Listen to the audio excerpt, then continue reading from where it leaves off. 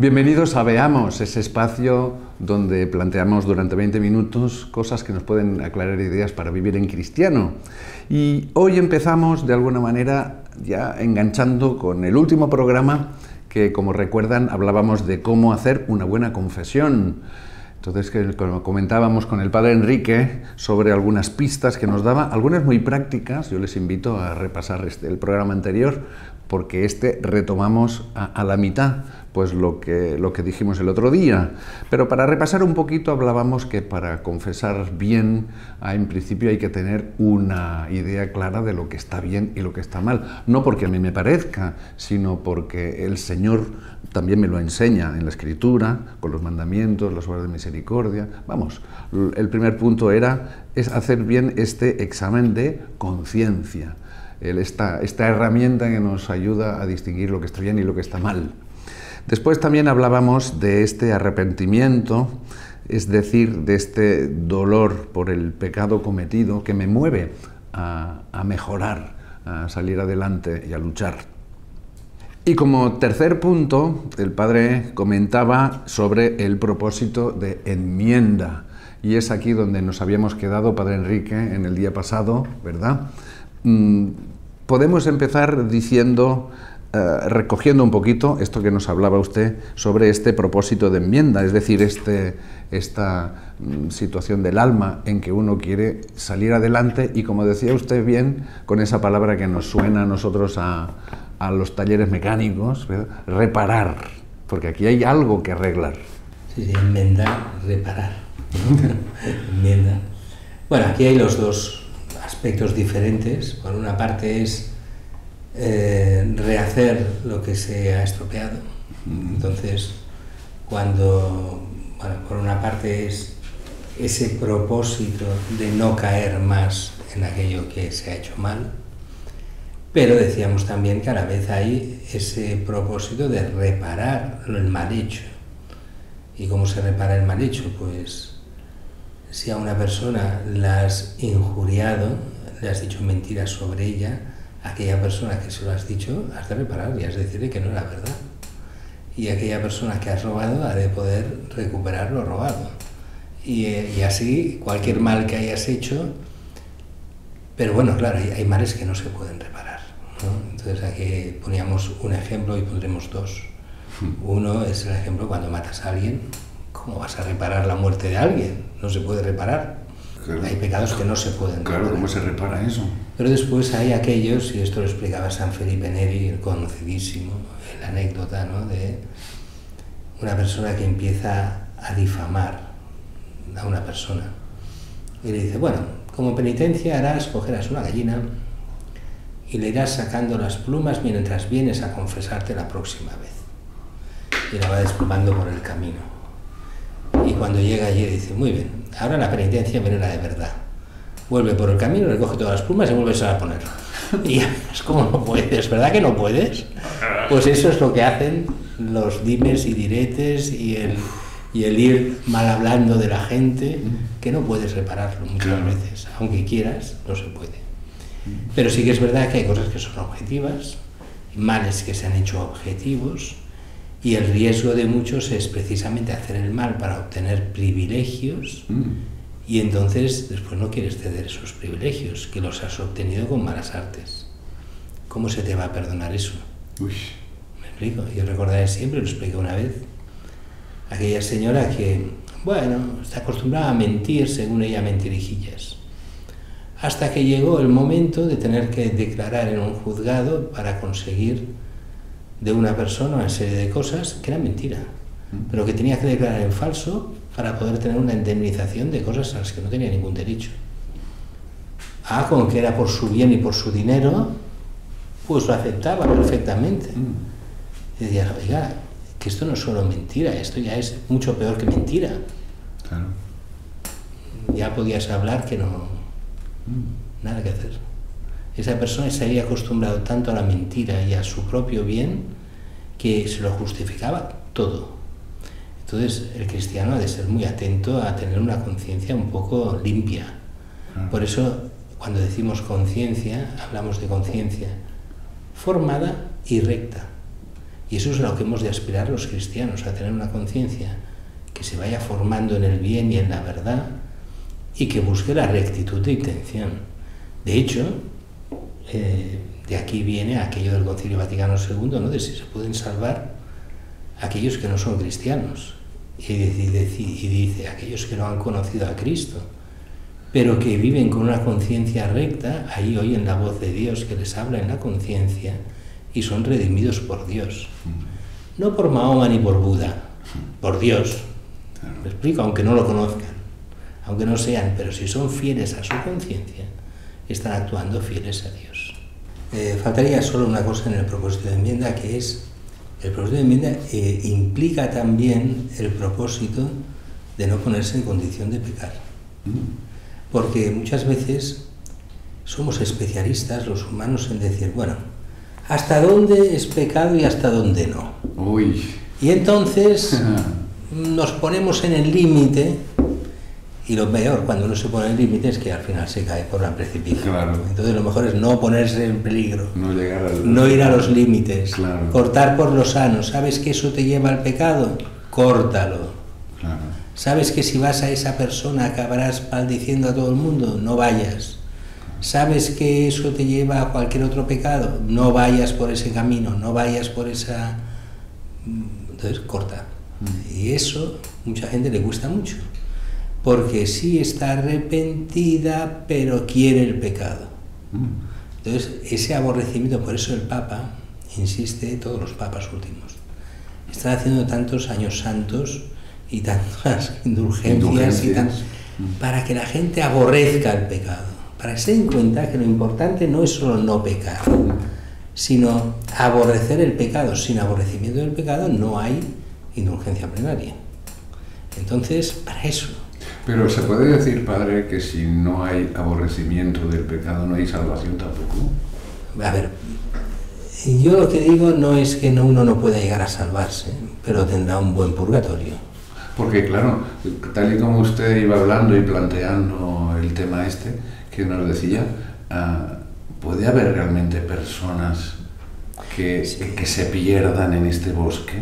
Sí, porque fíjate, y esto la Iglesia lo reconoce de siempre, aunque no quería entrar en este problema, que era el problema de por qué nos arrepentimos.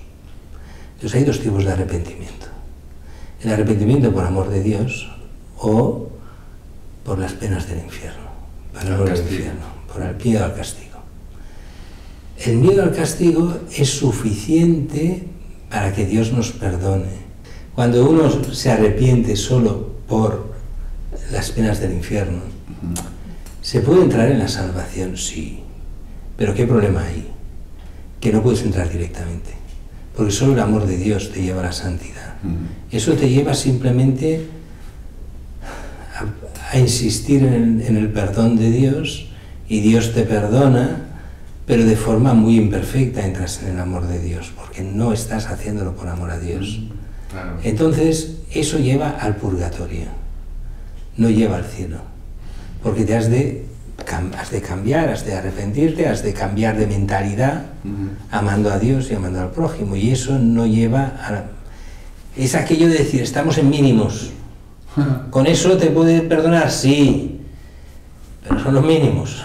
No estamos en lo que Dios quiere, estamos en el mínimo. Entonces, bueno, ¿es eso lo ideal? Absolutamente no. Pero bueno, mejor eso que nada. Hombre, claro. No sé si me explico, pero no es lo que Dios quiere, ni mucho menos. Claro. No sé por qué venía el problema ahora. Sí, porque yo le preguntaba, padre, que hay gente que en este entonces claro, me acuerdo, sí. Entonces, esta gente que piensa así, en realidad no aborrece el pecado. Claro. Simplemente lo que se da cuenta es de que está mal. Entonces son los que juegan a los límites. Bueno, yo haré, pero solo hasta aquí, porque ya sé que esto es pecado mortal a partir de aquí, pero hasta aquí puedo jugar y... Eso es peligrosísimo. Eso en el Evangelio el Señor lo advierte muchísimo. Claro, no se puede jugar así. Que el tema es el amor, no la ley. Claro, y pero la muchas ley veces... la ley indica, pero... Claro. Entonces, pero el amor de Dios, eso es un proceso. Entonces, que lo principal es amar a Dios, sí, pero se puede llegar a la salvación amando poco a Dios. Hombre, a ver, padre, ¿no? Se puede llegar amando poco, siempre que el arrepentimiento sea, aunque sea solo, porque lo amas lo suficiente para aborrecer el pecado, porque te llevaría a la condenación. Pero no es el aborrecimiento total, eso exige una purificación grande. Ahí está el purgatorio. Claro. En este sentido se necesita esa purificación. Y entonces, padre, en el momento de la confesión, decir los pecados al confesor, que era la expresión clásica, ¿no? Sí, la que yo digo siempre, ser sinvergüenzas, no tener vergüenza, y que decir los pecados, yo siempre digo, con claridad, pero escuetos. No hace falta dar muchos detalles. Claro. Simplemente no esconder nada, pero tampoco tener que dar detalles ni escabrosos ni cosas raras. He pasado esto, esto y esto, y ya está. Tampoco es cuestión de que el cura tenga que saberlo absolutamente todo. No, se ha cometido este pecado, este pecado, este pecado. Y huir de los curas que quieren enterarse de todos los detalles morbosos. Que preguntan demasiado. No. O sea, una cosa es que un cura pregunte porque está intuyendo que les está dejando algo importante el penitente, o ayudar al penitente, o ayudarlo a que se exprese mejor o lo que sea, pero huir de esas personas que lo que quieren son detalles morbosos sobre las cosas. No hay que darlos. No hay que, incluso cuando el cura pregunte, lo va a hacer con mucho tacto. Claro. Y solo aquello que sea necesario, o bien aquello que son cosas que no tienen ninguna importancia, pero para conocer mejor la persona. Por ejemplo, hay veces que el cura puede preguntar, oye, si no te sabe mal, ¿tú en qué trabajas? Claro. Porque por lo que estás diciendo puede interesar saber en qué trabajas. O incluso a veces, padre, y bueno, nos hemos encontrado, ¿no? A veces uno pregunta, bueno, ¿usted está soltero o casado? Sí. Porque no es lo mismo. Sí, claro. ¿Qué estás haciendo? O si vives en familia o vives solo, ¿no? Cosas de estas. Claro. Pero que pueden servir de cara a... Pero no en entrar en morbos. Claro. Porque la confesión no es para que se encuentre mal el penitente, sino para que se encuentre bien delante de Dios confesando sus pecados. Claro. Entonces hay que coger la persona, acogerla bien. Y ese acoger a las personas en su situación en la que están. Otra cosa es que podría llegar a haber un momento que te digan, mira, oye, no estás preparado, vuelve otro día, piénsatelo bien, cambia de mentalidad. Normalmente no es necesario, pero podría ser necesario hacerlo. Depende de cada uno, como yo me acordaré siempre era un colegio que venían a confesarse, del mismo colegio, y una que decía, pero es que yo no creo en nada. Pues mira, te doy la bendición y ya te puedes ir, pero no te doy la absolución, porque claro. ¿qué quieres? Si no crees en nada, si no crees nada, pues me explico. Claro, sí. Y no tienes conciencia de nada, pues espabilate, aprende y a otro día nos vemos si tú quieres. ¿Me explico? Pero así no. Claro. Y luego usted que dice, padre, esto de que hay que ser como claro y no dar muchos detalles. Yo me acuerdo de alguna vez, en alguna experiencia de confesión, y me van a permitir, ¿verdad?, de venir una persona, empezar ahí a hablar, y digo, oye señora, lleva usted 5 minutos hablando y todavía no he dicho ningún pecado, le está explicando. Entonces dices, bueno, aquí cómo Esto va. es muy típico de confesarse de los pecados de los demás. De los demás, sí, Y sí. esa no es la confesión. Empezar y venir. Es que vengo porque mi hijo me ha hecho esto, y mi marido me ha hecho esto. Y la vecina. No es una confesión. Pero pasa, ¿eh? Sí. Pasa. Claro, y estoy muy preocupada por esto. Bueno, ¿y sus pecados qué? ¿Y sus pecados qué? Claro, venimos aquí a limpiar. Claro que sí. Cada vez pasa, yo diría que cada vez, bueno, la gente creo que se confiesa mejor, pero depende de los ámbitos, de las zonas, de los sitios y de mil cosas. Bueno, pero esto se va aprendiendo, ¿no?, a base de la práctica, un poco. Sí, también. cuando uno se va confesando, cada vez afina más y se va a lo directo. Y luego también, supongo que tiene que ver también con esto, porque a veces nos encontramos con personas que notas tú que quieren como más, porque la confesión es simplemente para perdonar los pecados. Entonces a veces hay que, más en el sentido de consultar más personalmente cosas, como para ver cómo puedo distinguir esto, o cómo puedo luchar con lo otro. Entonces es mejor dirigirles a la dirección espiritual, ¿no? O incluso a consultas concretas, pero fuera de la confesión muchas veces. Pero que forman parte de... Sí, lo digo porque muchas secreto. veces el confesor se está pues 20 minutos, media hora antes de la misa, y como quieran confesarse varios y uno se está media hora, los demás se quedan sin confesar. Claro, eso no puede ser. Entonces lo que no se puede hacer es lo que hizo el padre Lacordaire, ¿no? ¿Qué dice? En el siglo XIX. El padre Lacordaire tenía un público femenino de la alta sociedad de París. Ahí va. O como diría alguno, de la alta suciedad de París. Tenían allí. Entonces eran siempre todas mujeres de esta alta sociedad que eran, bueno, muy pesadas y que iban a confesarse con él porque él tenía muchísima fama de confesor. Entonces mucha gente no iba realmente a arrepentirse de los pecados, sino solo a confesarse con él. Y para decir, me he confesado con el padre Lacordaire, que era un grande de la época. Y un día ve las caras de todas estas que están confesando y ve que hay mucha porquería ahí en medio. Y se cansa, se harta. Y entonces aquel día piensa en no confesar a nadie y dejarlo. Entonces dice, tengo mucha prisa. Quien tenga pecados mortales que pase la primera. Entonces se fueron todas. Todos mundo. Y no confesar a nadie. Claro que sí.